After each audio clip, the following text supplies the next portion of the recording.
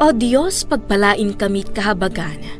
Kami, Panginooy, iyong kaawaan, upang sa daigdig mabatid ng lahat ang iyong kalooban at ang pagliligtas.